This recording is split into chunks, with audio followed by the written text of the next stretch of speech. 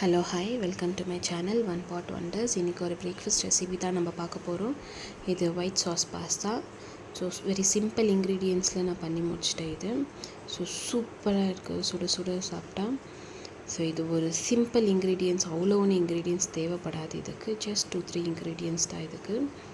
So இது எப்படி செய்யுதுன்னு நம்ம பார்க்கலாம் வாங்க. ஒரு பேனில் நல்லா ஒரு 2-3 கிளாஸ் தண்ணி விட்டு நல்லா ஹீட் பண்ணிக்கினேன். இது கூட 2 கப்பு பாஸ்தா நான் ஆட் பண்ணிக்கிறேன். இது நல்லா குக் ஆகட்டும். இது சீக்கிரம் குக் ஆகணும். கொஞ்சமாக சால்ட் ஆட் பண்ணிக்கிறேன் நான். இது ஓவர் குக்கு பண்ண வேணாம், ஏன்னா அந்த பாஸ்தா நல்லா கொழிஞ்சு போயிடும். ஸோ ஜஸ்ட் நார்மல் குக் ஆனாலே போதும், இந்த கன்சிஸ்டன்சிக்கு வந்தாலே போதும். இப்போ நான் இதை ரிமூவ் பண்ணிட்டு வேறு பாட்டில் மாற்றிக்கிறேன். இதே பேனில் நான் கொஞ்சமாக பட்டர் சேர்த்துக்கிறேன். இல்லை ஆயில் நான் எதுவுமே சேர்க்க போகிறதில்ல. பட்டர் நல்லா மெல்ட் ஆனணும். 2-4 பல் பூண்டு குட்டி குட்டியாக சாப் பண்ணி சேர்த்துருக்கேன் இதில் நான். இது நல்ல ஒரு ஃப்ளேவர் கொடுக்கும். இது நான் ஓவர் பர்ன் பண்ணது வேண்டாம், ஜஸ்ட் லோ ஃப்ளேமில் வச்சு நம்ம ஸ்டர்வ் பண்ணிக்கலாம். ஸோ இது கூட 1-1.5 டேபிள் ஸ்பூன் மைதா நான் ஆட் பண்ணிக்கிறேன். இது எந்த லம்ஸ் இல்லாமல் நம்ம மிக்ஸ் பண்ணி விட்டுக்கலாம். இது நல்லா கம்பைண்ட் ஆனணும். நான் 1 கிளாஸ் பால், காய்ச்சின பால் சேர்த்துருக்கேன் இதில். ஸோ பால், மைதா, அப்புறம் பூண்டு, இது 3மே நல்லா குக் ஆகணும். இது ஒரு திக் கன்சிஸ்டன்சியில் வரும் இது இப்போது.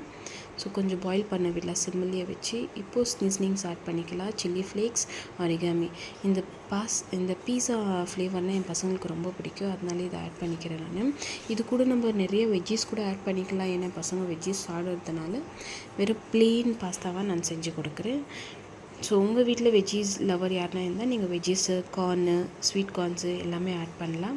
ஸோ நல்லா அந்த பேஸ்ட் வந்தோன்னும் இப்போது குக் பண்ண பாஸ்தாவை இதில் ஆட் பண்ணி நல்லா மிக்ஸ் பண்ணி விட்டுக்கலாம். இது கூட மிக்ஸ் ஆனணும் நம்ம ஸ்லேஸ் சீஸ் இதில் ஆட் பண்ணி கொஞ்சம் குக் பண்ணி விடலாம். அது நல்லா மெல்ட் ஆனணும். இன்னொரு வாட்டி மிக்ஸ் பண்ணி விட்டுக்கலாம். அவ்வளோதாங்க, simple and easy pasta breakfast ready ஆயிடுச்சு.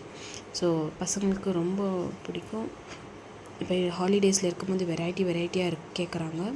அதனால் உங்கள் வீட்டில் நீங்களே ட்ரை பண்ணி பாருங்கள். இன்னும் என்னோடய சேனலை சப்ஸ்கிரைப் பண்ணலாம், சப்ஸ்கிரைப் பண்ணிக்கோங்க. எவ்ரிடே நியூ போஸ்ட் வரும் உங்களுக்கு. இந்த வீடியோ பிடிச்சிருந்தால் ஒரு லைக் கொடுங்க. தேங்க்ஸ் ஃபார் வாட்சிங்.